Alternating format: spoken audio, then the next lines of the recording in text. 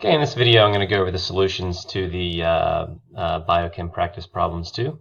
Alright, the first question asks you to identify the structure of what you would find of methionine at different pH values. Okay, so the thing about methionine, the important part is to look at its R group, and it's just this group. It's got CH2, CH2, SH, and this group right here is not going to act as either an acid or a base. All right, at least not at the pHs that are talked about here. All right, so if you notice at all three pHs, this group right here is completely identical. The only differences that you're going to see are on the amino group and the carboxylic acid group. Less than pH 4, it's going to be the standard ammonium version of the amine, so that's going to have the +1 charge right there. This is going to be the protonated form of the carboxylic acid, which is neutral. All right. At the isoelectric point, you're going to have the ammonium and the carboxylate group existing at the same point. That's going to make that species right there the zwitterion. All right. And at the higher pHs, you're going to have amino group here and carboxylate here. So that this thing would overall have a -1 charge. Okay, the next question asks about the two types of peptides that could be made from methionine and alanine. All right, this would be one of them right here. All right, this part right. So notice the difference between these two peptides. Both of them start with the N terminus on the left. All right, this one right here puts methionine as the amino acid at the N terminus, but then puts alanine as the amino acid at the C terminus. All right. I wouldn't sweat this too much, but if you had your choice of at the N terminus and C terminus what version to write these in, I would go ahead and put the N terminus as the ammonium form and the C terminus as the carboxylate form. All right, just like you would for the amino acid if it was all by itself. All right.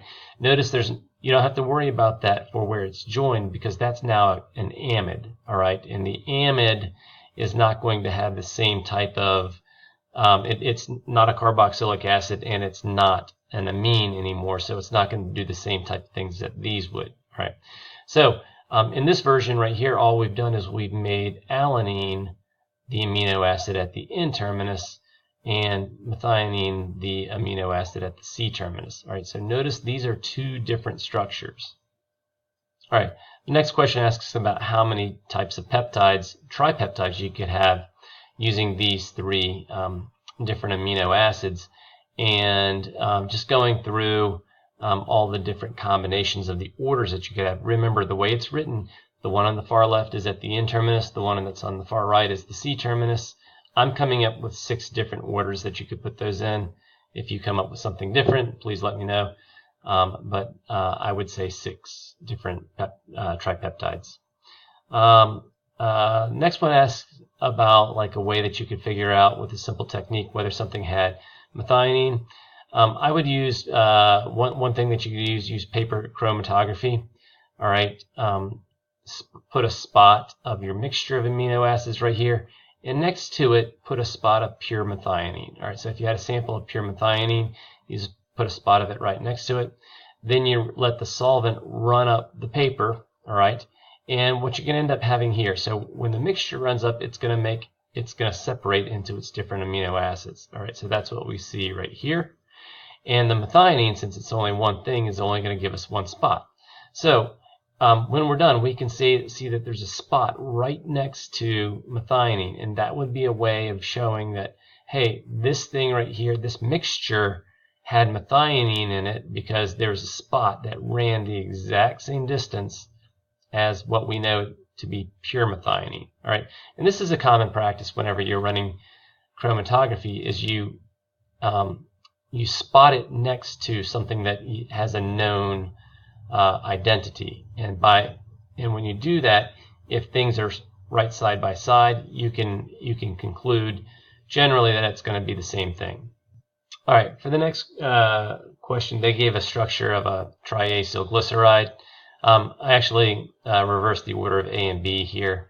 What would be the major food group that it's part of? I would say either fats, lipids, oils, Either of those answers would be sufficient. Maybe I wouldn't say fat, because fat is generally assumed to be mostly saturated fatty acids, and since you can see some double bonds in some of those carbon chains, I would say that it's probably going to be an oil. But remember, both fats and oils qualify as lipids. All right. The question B was what would most likely be the source.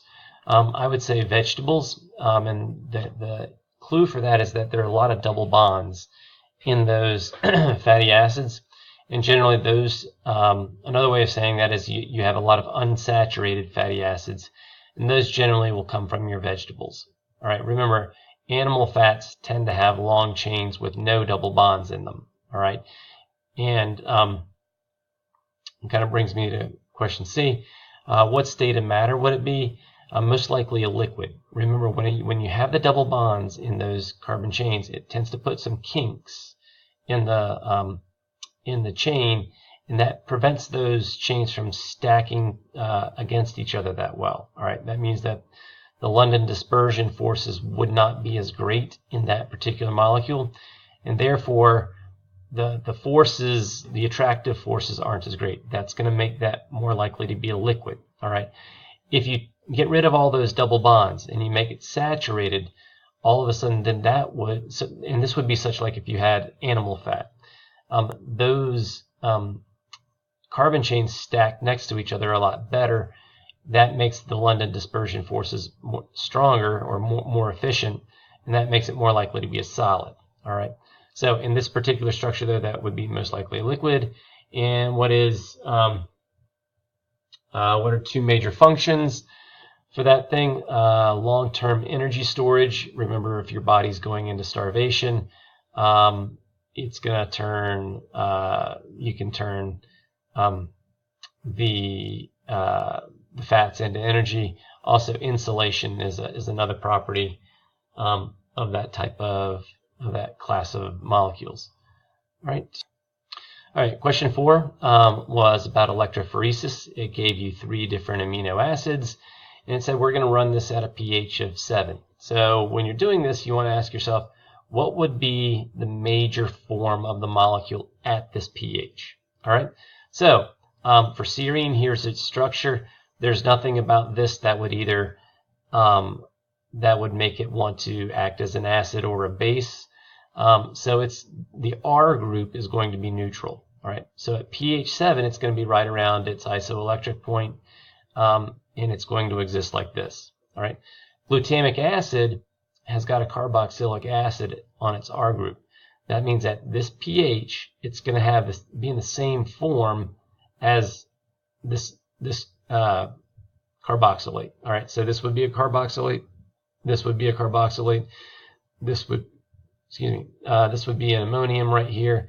Overall, this is going to have a -1 charge. All right.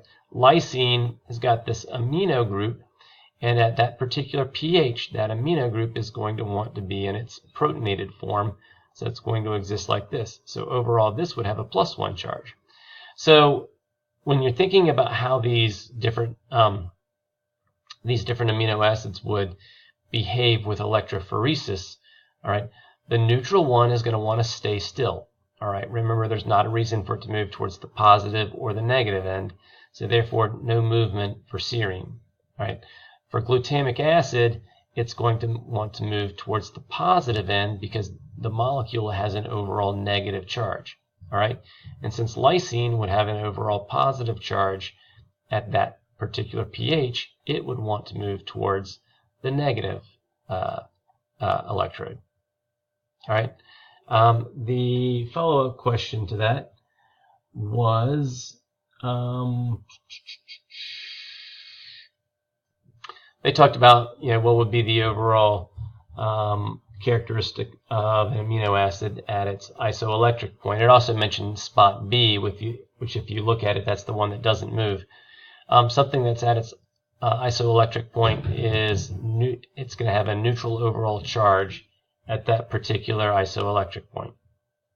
Okay, question 4 asks why glycine would be something that would act as a buffer. All right, so remember something that a buffer is made from a solution that contains about a 50-50 concentration of both the HA and A- form of a weak acid. All right. So there's actually two different ways you can get this with glycine. All right. So first of all, down at lower pHs, you can have this ammonium form, but then as the pH starts to rise, you're going to end up, by the way, there should be a plus right here, right? You're going to get this form, actually, at the low pHs, it's ammonium here, and it's the carboxylic acid form, but as the pH rises, the carboxylic acid is going to start to get deprotonated. All right, so you have this acid-base reaction. All right, and this is going to happen at roughly actually this is wrong. This is going to happen at roughly the pKa of the carboxylic acid. All right, so this should say CO2H. All right, instead of NH3 plus. All right, so make that correction on your paper. All right, but at the as you keep on adding base to this, all right, at the higher end of the pH range, all right, so again, you're going to have this at the middle pHs, and this right here, again, that should be a negative, not a hydrogen, so CO2 minus. All right, but as you keep on going to a higher pH, the ammonium right here, the NH3, is going to exist as an NH2.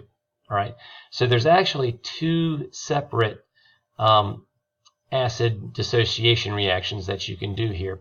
So what this means, if you remember the way we originally did these pH curves, whenever something was in its buffering range, you'd see this flat region. All right, so for glycine, you actually have two of these. This first region right here is when you have this reaction right here going on. All right, so it's going to be a good buffer when this is happening. All right, so at this end of the pH range, you're going to have this guy right here. At this end of the pH range right here, you're going to have mostly this guy right here. And right there in that middle, that's going to be where you have almost exclusively this form right here. All right, or actually we could draw it like that. All right, so the pH is going to go up, then you're going to hit this other buffer range right here, and that's going to be the range where this reaction right here is occurring. All right, so at either this pH right here or this pH right here, glycine could act as a buffer. All right, this is the follow-up question that I added. So essentially, just like question 1, all right, where we're saying what would the predominant species be at different pHs, just using different amino acids. All right, so for histidine, when you look at histidine, you'll see that its R group looks kind of like this. The thing about this is it's got this secondary amine, all right, and the pKa of that amine is it's going to act like a weak base, and it's going to be very similar to this amine right here. So when you have it at relatively low pHs, it would exist primarily like this. All right, so essentially add an H plus to that thing right there, and you get this right here. All right, that puts a positive charge on the nitrogen. So you've got your ammonium right here. This would be the carboxylic acid. At the intermediate pH, your ammoniums are going to be the predominant form, but you have your carboxylate form right here.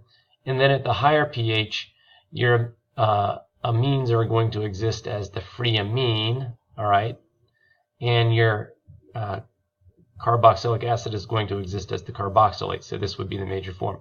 For glutamic acid, your R group at the low pH is going to be just like this carboxylic acid, so it follows whatever's going on here. All right, at the medium pH, again, it follows whatever's going on right here. So since that's carboxylate, that's going to be a carboxylate also. And at the high pH, that's when you're going to go from the ammonium to the amine. So for the last question, the reason that these would be easily separable, or possibly easily separable by paper chromatography, is that uses polarity as its reason to be different. All right, and there's this extra OH that's not present in alanine, and that's a very polar group, which means that might separate based on that.